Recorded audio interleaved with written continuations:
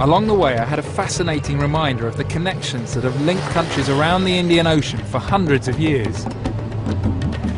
Incredible, we just stopped to help a rickshaw that's got some sort of problem, and it's loaded with what appears to be black Africans. We're driving through rural India.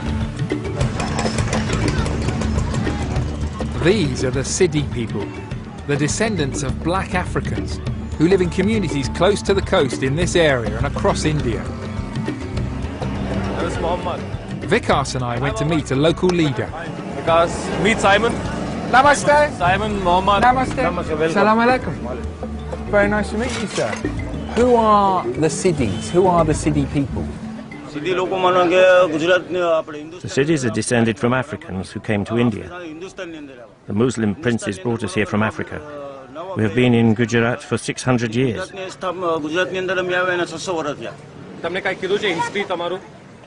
They were brought here as slaves. They were brought here to work, because the Siddis are hard-working people.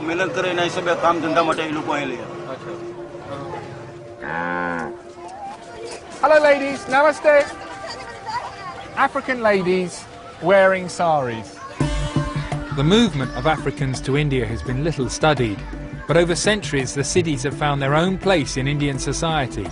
Mohammed is saying the communities live very harmoniously, and that's pretty unusual, frankly, in this country, which has suffered such caste and communal and religious conflicts over the generations.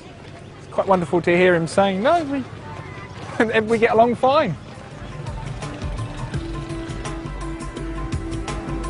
Oh, it's the cutest scene.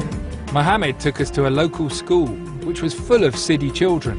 Namaste, salam alaikum. Do any of you know where Africa is? Could any of you come and point to where Africa is on the map? Come on, mate. Africa kya map ko dekha Yay! Clap, everybody, come on. The children are kept in touch with their history.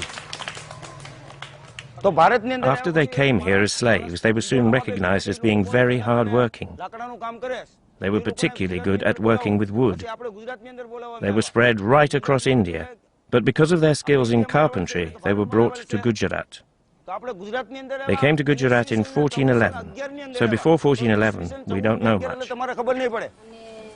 Merchants were trading huge distances across the Indian Ocean centuries before the Atlantic was explored and Columbus reached America. Yeah, they weren't all just slaves as well. So many Africans came as sailors, as merchants, as traders, as soldiers, as warriors to India. It's still very hardly known about in India itself.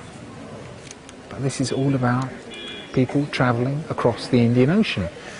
The ancestors of these little children here were blown across the Indian Ocean by the monsoon winds many, many years ago. Some experts think millions of Africans travelled to India. Many were slaves, but they also came as merchants and warriors. There's even believed to have been an African king in central India. All around the Indian Ocean, cultures have mingled. Sometimes people travelled willingly, sometimes they were forced. The ancestors of the villagers here may well have been traded through the East African slave market I visited in Zanzibar on the first leg of my Indian Ocean journey.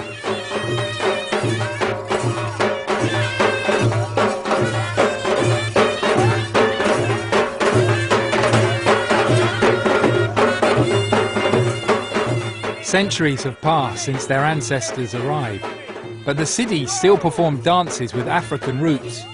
This group appears at temples for money.